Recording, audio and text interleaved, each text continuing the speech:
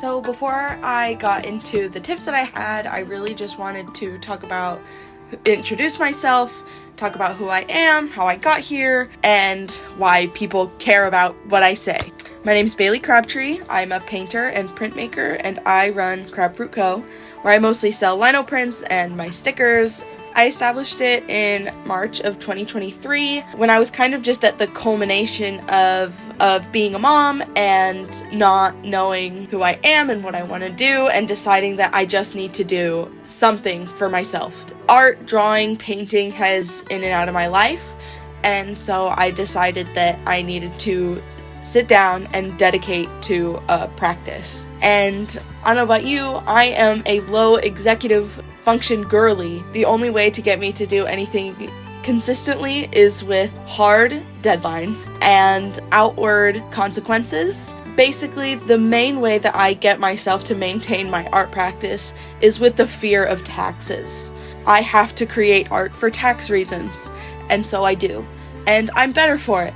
Fear is often a tool that you can wield to your advantage. Once I had a art habit established, built a habit of posting that art onto Etsy.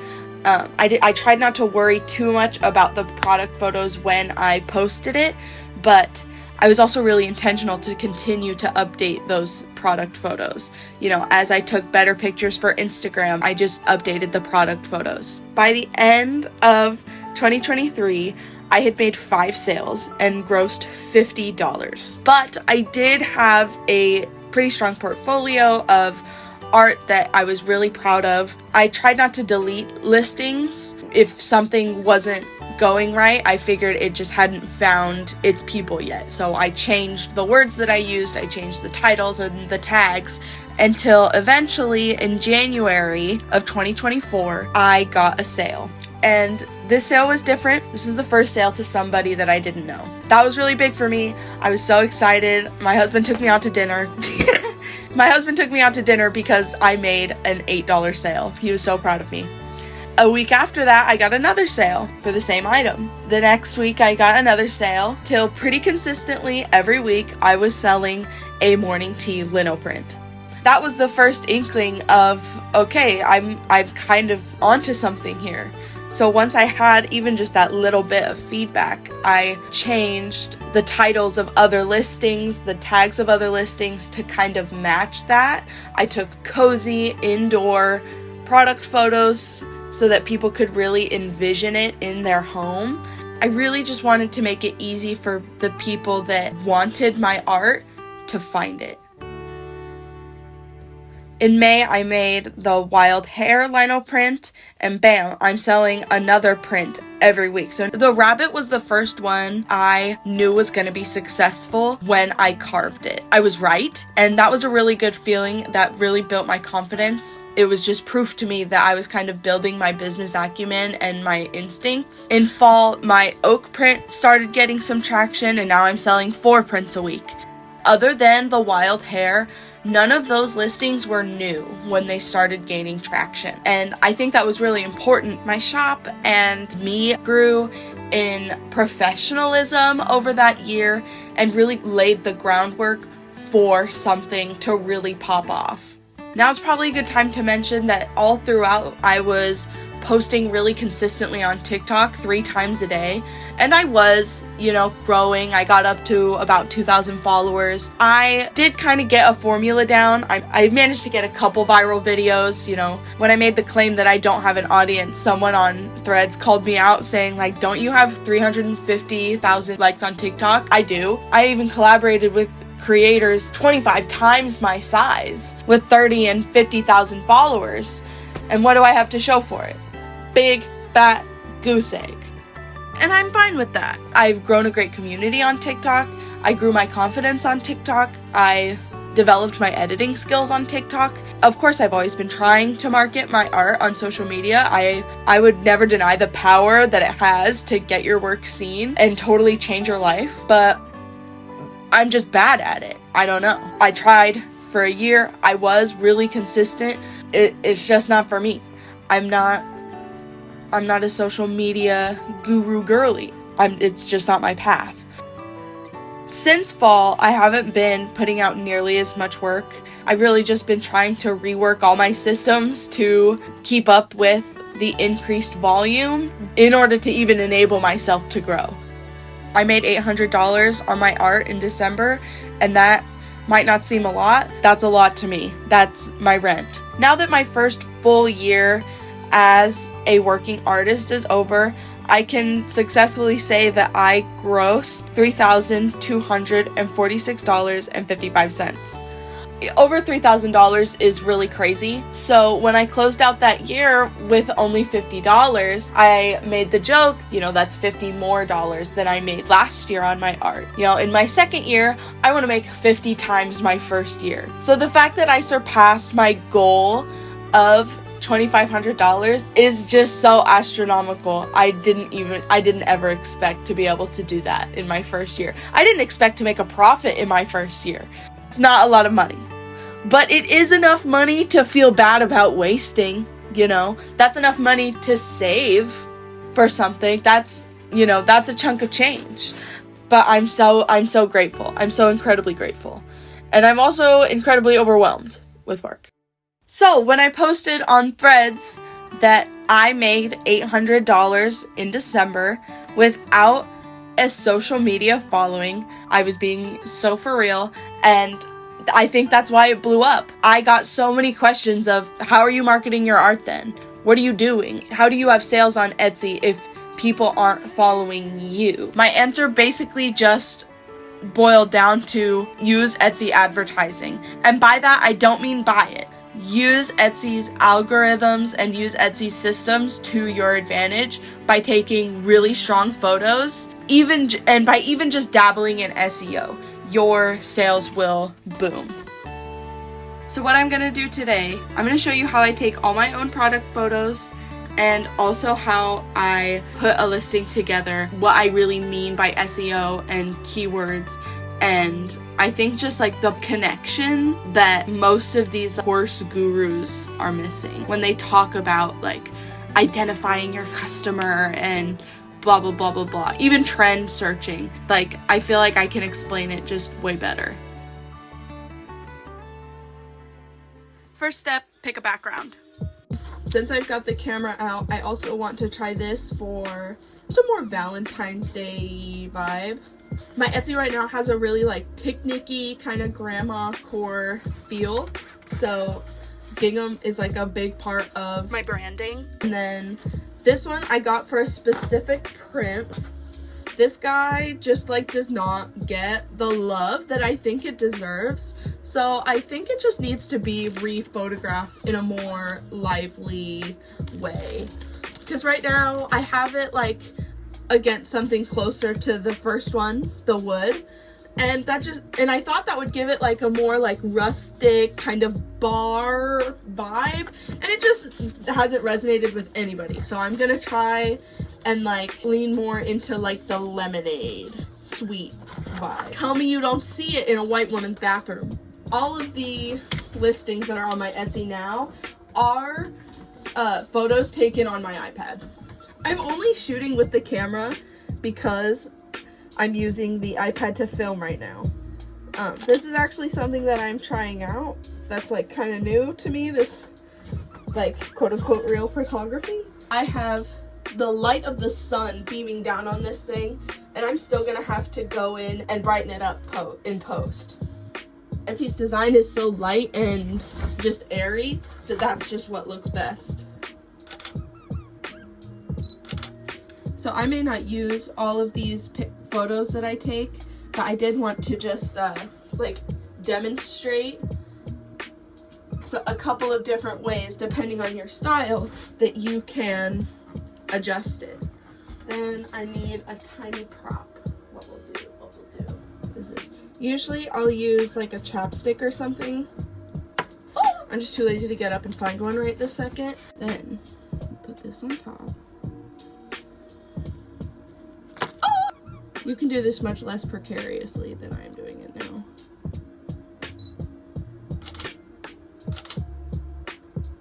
Try to make sure that my photos are framed in such a way that I can crop it into a square and for Instagram, and also into a 2x9, 2x6, whatever that weirdness is that Pinterest prefers. This sticker is actually a digitized version of a print that's already on my shop. I might even sell them like as a bundle. If you show personality and that you actually cared about the product that you're making, the, you know, professional technical quality of your photos will matter so much less. That was the number one advice I was giving to people, was like, you need to invest the time once, you know, and then once you get the hang of it, it won't like feel as daunting. Promise, it's not that bad. Once you like have a flow, you just boom, boom, boom, angle, angle, angle, and then you're done. In my very first video, which was incredibly bad, so I do not blame you for not watching it. Your packaging on Etsy is so incredibly important. I cannot underestimate the opportunity that you have with your packaging. So Etsy hates when you link or direct people off of the website. You are technically allowed to do it. However, I have found that it really hurts. It really hurts your sales. So in your packaging is where you want to direct people that have already proven that they like you enough to support your art. Like TikTok and Instagram, username, call to action, it is the same, which saves me space. And then a call to rate. Your reviews on Etsy are like one of the biggest algorithmic boosts that you can get. Put them in little green envelopes. I just think that it's cute. Much cuter than just like a plain white envelope. Just like against all the other mail, this stands out much more. Nobody's like reviewed or given me feedback on it yet, because I just implemented the green envelopes like with the Christmas season.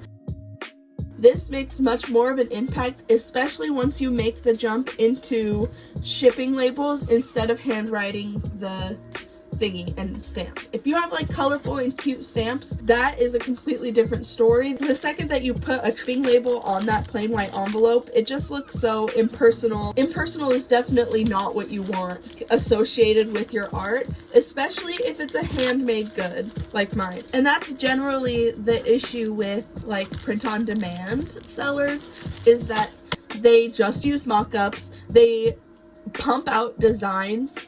And while that is admirable to like really push yourself and get that quantity over quality, because that there is a time and a place for that, putting out into the world is not the time to do that. You'd leave that for your sketchbook and for practice, you know, to work on your speed and your consistency. Yes, you need to create a lot, but that's not what you should be putting up on your store, and that's not what you should be selling. I started doing print on demand only once I created a design that I looked at it and said, wow, I like this so much that I would wear this out. And so I made the shirt. And then when I made the shirt, people came up to me and said, oh my gosh, I like your shirt. Where did you get that? I said, I made it. Oh my gosh, can I have one? No, it was a lot of work. So it's not about the feedback that I was getting. That's just to say that if you like a design, you will like just embody that in the rest of the creation and then marketing process. If you're passionate about something, you're going to be more likely to talk about it, and people are going to be more interested in what you have to say about it. Print on demand, just like anything else, is a tool. It's a great tool for designers. It's not a good tool for people who want to be in the business of manufacturing t-shirts. The print-on-demand shop is already in that business, and they're not super interested in letting you have a cut of their profit. In order to add value to the shirt that they are manufacturing for you, you need to come up with a valuable design. One that makes you look at it and say, yeah, I'd pay $30 for that. Print-on-demand shirts are gonna have a higher price tag, just like a Redbubble shirt would, just like a hand-spun ceramic mug that's glazed by a potter is going to be more expensive than the mass-printed mug at Target. Although both can be just as beautiful and you can tap into both markets. Both are art, but the production cost highly dictates what the consumer cost will be. If you want to slide into that print-on-demand market, you can't just be trying to pump out shirts. That's what the print-on-demand business is already doing. You need to be designing shirts. You need to be putting cool designs that make people see a place for it in their wardrobe. See an event that they might wear it to. Okay, so that's all I can do without Wi-Fi. I'm going to go in and I'm going to upload all the pictures that I just took, and then I have to kind of decide on a title. This is the first thing that people are going to see, and it's also the most important when it comes to like search terms. So the general Etsy like rule of thumb is that you want to do attribute, subject, product. I have the rustic ram art print or rustic ram lino cut, wild hair block print, that kind of thing. I don't know why that's the rule of thumb, but it's what I've been told, it's what I do, and it gets me sales. So that's how I start the listing, and then you have 140 characters to put in your title. And you do have to include spaces. I would highly, highly recommend using every single one of those 140 characters. Your title is going to be long and weird and not super aesthetic, but it's going to give you the most opportunities for people to find you. So when you're thinking about keywords in SEO, if I didn't know my own name and I didn't know the title of my piece, what would I Google to try and find it? That's how you slip yourself into other people's Google searches. If they're just looking for handmade art, I have those words in my listing, so I'm going to pop up. If they're looking for minimalist wall decor, I have that in my listing, I'll pop up. Editing Bailey, just popping in really quick to kind of define some things. When you're trying to brainstorm keywords, you hear a lot of the time to identify your dream customer. What's their job? What's their income level? Instead of envisioning your ideal customer themselves, imagine if you were looking for a gift for somebody, you were to stumble upon your product, who would you think of? Are you thinking of your posh, really stylish minimalist friend? Your bookish friend? Are you thinking of your girly in STEM? You have to stereotype it a little bit. That's the who. What is obviously like the quality of your product? What is it? What is on it? What's it about, kind of thing. Just general descriptors. You want the size and the color and the material, everything that is pertinent to the use of the product. That's the what. The where is, where are they going to use it? Are they going to hang it in their kitchen at a holiday? If something is wall decor to go in your bathroom that has like a funny joke, that's going to have different tags than a religious holiday art because they have different uses. They're appropriate for different occasions and locations. That's the where. Who, what, and where.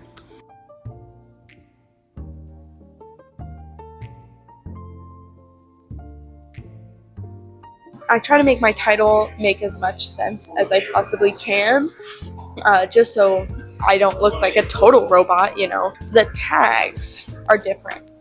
Fill in as many attributes as you possibly can, like in your listing. Unless you think it's gonna like exclude you from a certain search, I would just go ahead, and even if it doesn't really fit, you never know what weird niche you'll fit into that you might not even be aware of yet, you know. Tags, you get 13 tags and each tag gets 20 characters. use as much of those as possible. These are the words that people are putting in the search bar, and then Etsy.com is looking at their search and picking it out and matching it to all of the listings with those words in it.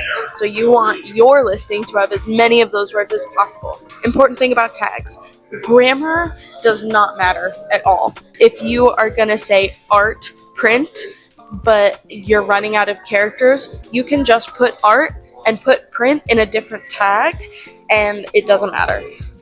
The Etsy.com will match them together anyway, as long as they're in the search bar together when the customer looks it up. Basically mix and match those words as best as you can and kind of Tetris them in to make the most out of every single tag.